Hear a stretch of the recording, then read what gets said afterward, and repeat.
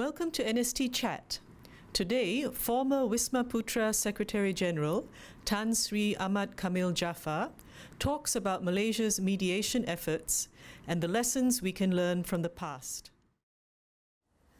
Okay, Tan Sri, you wrote in Growing Up with the Nation that when you returned to Kuala Lumpur in 1989 to become Secretary General at Wisma Putra, Vietnamese withdrawal from Cambodia and Cambodia's self-determination were top on the agenda. And you wrote about approaches like the cocktail party formula and former Foreign Minister Tunku Ahmad Rithaudin's proposed proximity talks, as well as your own plan for a third-party independent and honest broker, and all of these were tried over the years. Do you think any of these approaches are appropriate for Malaysia's mediation efforts now? When you talk about now, you're talking about the southern Philippines, southern Thailand. You cannot draw a parallel between what happened in Cambodia with the situation in the Philippines or in Thailand. In the case of the Philippines, for example, it is a question of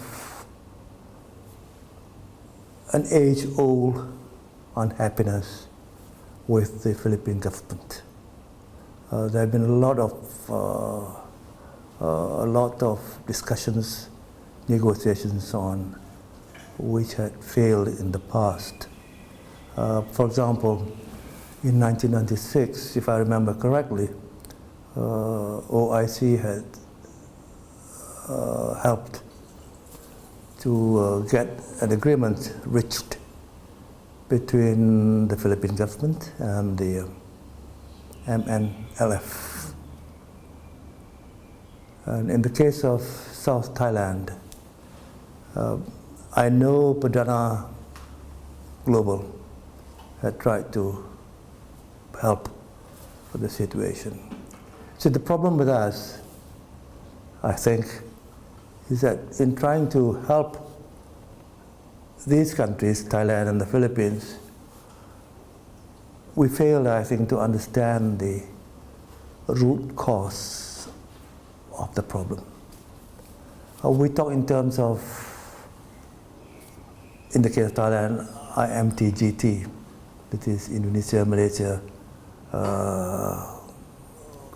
group, yeah. As if bringing an economic development to the south would solve the problem there. We fail to understand the root cause of the problem, which is independence from the Thai government, which is to break away, according to the Muslim South, from Thai colonization. That we fail to understand, I think. So we keep talking about economic aid, economic infrastructural development. If the basic issue of wanting freedom is not addressed, you can never get through it. So I hope Malaysia, now playing a role in South Thailand, will understand the deep-rooted cause of the problem, because to the southern the Malay population in the south, it is a country that had been colonized by the Thais. Later, at the end of your book, in your postscript, you wrote that there are limits to the support and mediation which Malaysia can provide. Are you saying that in southern Thailand there is no possibility of mediation, and that we would not support their efforts to become independent? We will, of course, as I say in the book, that we will not be a party to any group within a legitimate setup of a government. But we will assist them wherever possible to achieve what they had been wanting all these many years. And here we are talking about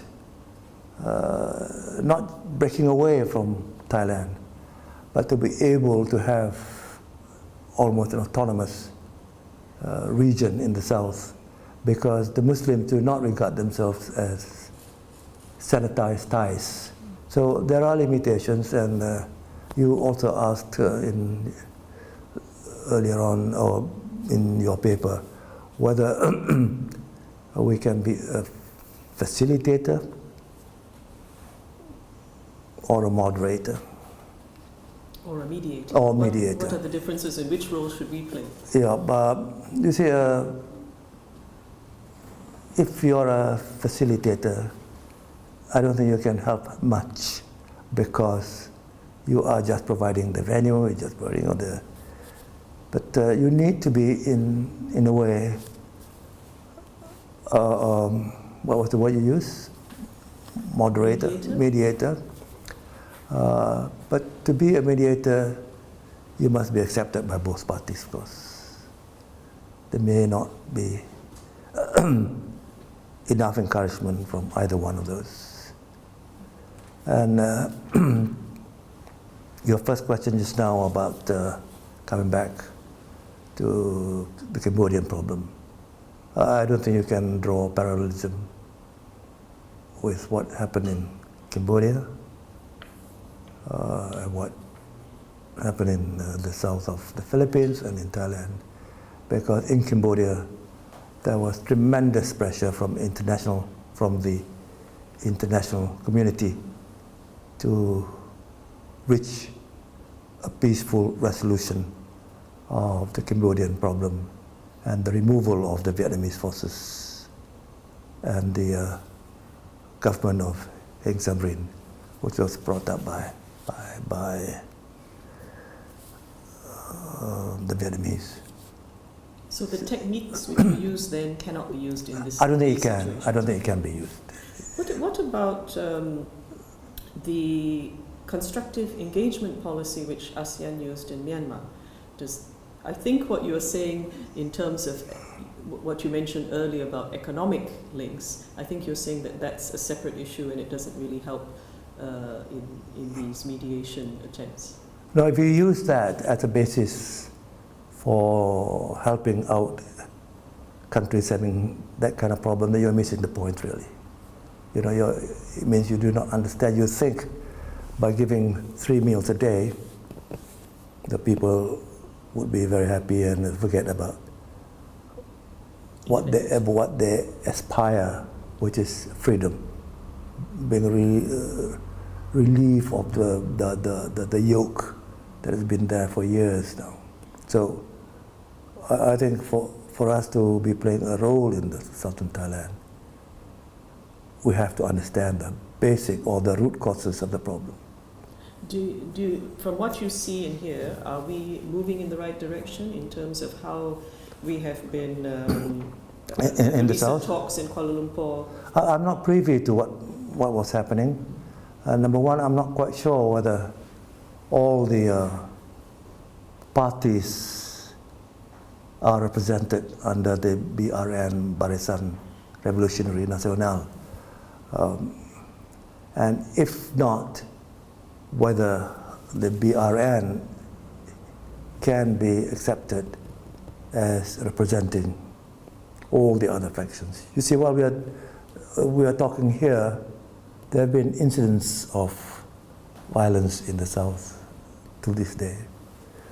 So unless and until all the factions are grouped together and agree to reach some kind of solution, this thing will go on. I talked to many of my Thai friends. They kept saying that we will develop the South and so on because the South is looking to Malaysia, at the Malaysian economic progress and so on. They too missed the point, I think.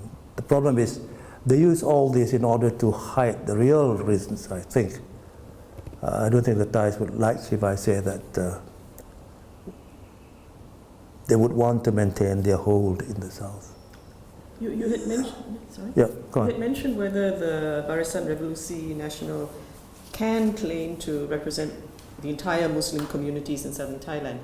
Looking at Mindanao, the framework agreement has been with the MILF, And the ILF and the other parties have told New Straits Times that the agreement is just until, well, one of the things it's working towards is elections, and that everyone can take part in the elections. And that's so, although everyone was not sitting at the negotiating table, Yeah. they could later take part in elections, and then that would guarantee the process. So during the recent talks in Kuala Lumpur, they have also been talking about possibly electing governors and local decision making. Where are you talking about? Where are you in now? southern Thailand. So would that be similar to the Mindanao process in that if there are elections and everyone is able to contest, that even though they're not at the negotiating table, they would want to be part of the process? What they're looking for, I think, is some kind of a break from the hold by the Thai government. See, they had always been talking about autonomy. I don't think the Thai government would agree to that. I've talked to Anand in the old days and so on, and his excuse was that there is no word in Thailand, in Thai, for autonomy. So I said, you call it by any other name, you can explain it in a whole paragraph, so long as in a nutshell it is autonomy for the South. So I'm not quite sure whether the Thais are serious at reaching some kind of agreement. But the fact that they are meeting again after all these incidents does show that they need to reach some kind of accommodation, I think. So I'm not quite sure where we are going, and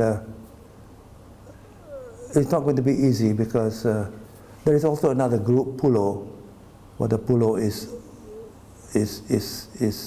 involved also in the discussion. Pulo's leaders are scattered all over the world. Most of them are in Sweden. So I'm not quite sure whether we can really bring the two sides to agree on a basic framework, for example, how to manage the situation, how to reach that goal. That is important to the South in terms of wanting to regain some of their lost sovereignty. But you are more hopeful about this process than what happened in Sudan. You think there is a possibility of achieving something Here, in the Southern Thailand talks? this has been going on for many years. Each effort had failed. The OIC had tried to play a role, it failed too. And the problem with the South is that there is no international pressure simply because there is no international understanding of what the problem in the South is all about. Some international observers, for example, had claimed that what the Muslims are doing is some kind of another jihad, Muslims against non-Muslim, that kind of thing. They are wrong, I think. They do not understand the situation. So international pressure is a very key... I think it plays an important role. You see, there are forces, non-state forces, that can contribute to the peace, not only in the Philippines, but also in the South. And if there is no pressure,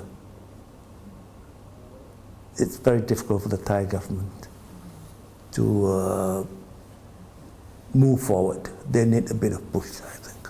If you look at what happened in Myanmar, Aung San Suu Kyi almost was an icon, and international pressure every year on her birthday and various initiatives, but there's no such figure or no attention in southern Thailand. No, there is no international face.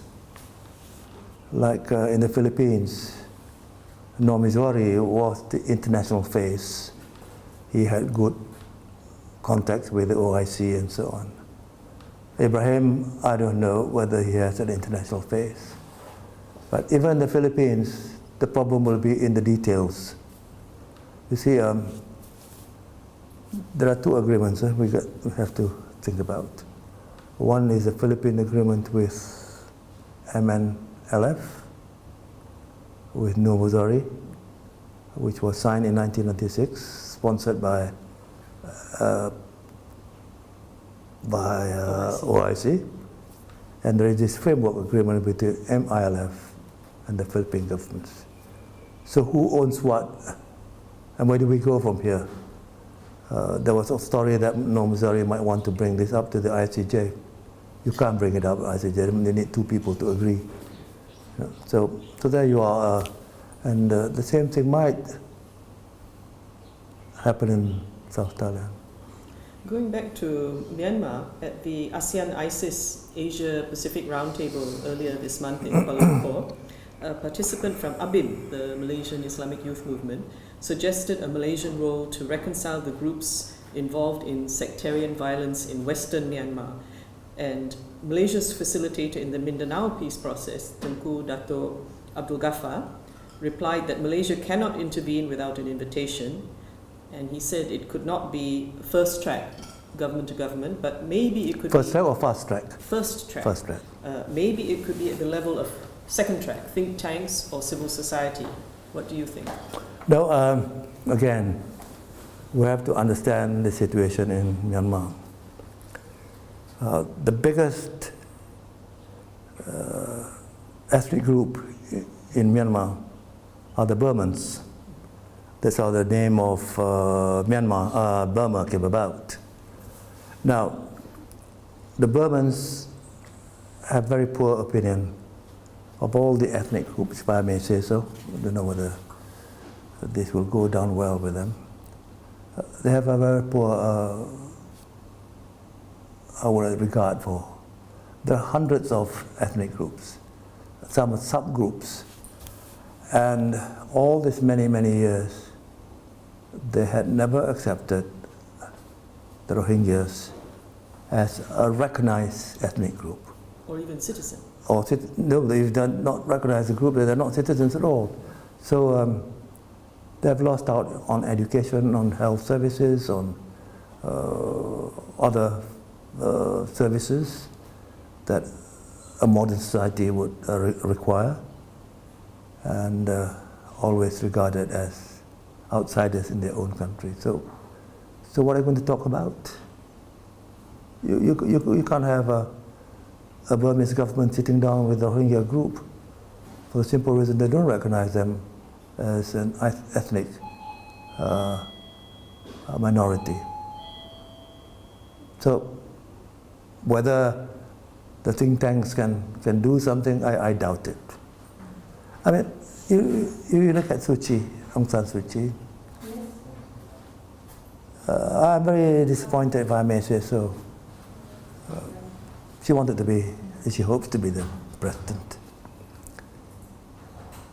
And in Tokyo, I think she visited Tokyo, when this matter came up, she did say that I do not have a magic wand. I don't know whether you remember. Yes, in fact, it took her a long time to say anything about what was happening. She has not said anything. Yeah. She's silent, just because she places her party, herself as leader, above all the ethnic problems that is faced by the Rohingyas, by the Muslims, mind you, of who are the Indian Muslims and so on, who are there for ages. And she did not say anything about that, those incidents. Yeah. So how can you be? Of all the groups. So I don't know how you're going to put this. I'm afraid I'm saying too much about her. And going back to Mindanao again, sorry about the jumping around.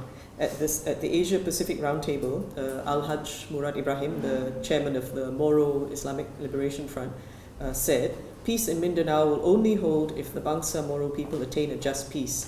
That's why since 1997, the MILF has pursued the single agenda of resolving the Bangsa Moro question in its peace talks with the Philippine government, with the, quote, end in view of establishing a system of life and governance suitable and acceptable to the Bangsa Moro people," close quote. Any thoughts on this? Yes, I think, you see, when they started the meeting, the negotiations much earlier, the Philippine government was thinking in terms of a Bantustan kind of. You know what that means? Pockets of, with no contiguous zones. Bantustan kind of arrangement, which was not accepted. But now I think after the 1996 agreement between the Philippine governments and the No-Missouri MNLF, they had already determined the ARMM, the Autonomous Region of Muslim Mindanao. So I think in the latest agreement, perhaps they had strengthened that part. According to Ibrahim, he thinks that the framework agreement now is likely to survive. But the question, as I said earlier, is how do you play it out when No-Missouri is also claiming that the 1996 agreement is still valid? I think you said it's likely to survive. Huh? He thinks it's likely. Yes, I think it will survive, depending on the details. It is the details that will destroy the agreement. So long as they get their autonomy, they get to run their region in the way they want to, and so far the Philippines government is concerned, so long as foreign affairs, defense, national security is still in the hands of the central government, I think things could work out well. I hope so. There have been reports that Sabahans of Moro descent supported the recent incursion into Sabah. And to what extent do you think this was linked to dissatisfaction with the Mindanao peace process, or was there no connection whatsoever? Maybe there is some connection. You see, the followers of No-Missouri were not happy that here is another group, a splinter group, mind you, and then here is now another agreement. What happened to the hard work that was put in by the MNLF? So I'm sure a lot of them were unhappy with the situation they find themselves in now. So insofar as a connection is concerned between Sabah and southern Philippines, I'm not quite sure. I think we are reading too much into it. You know?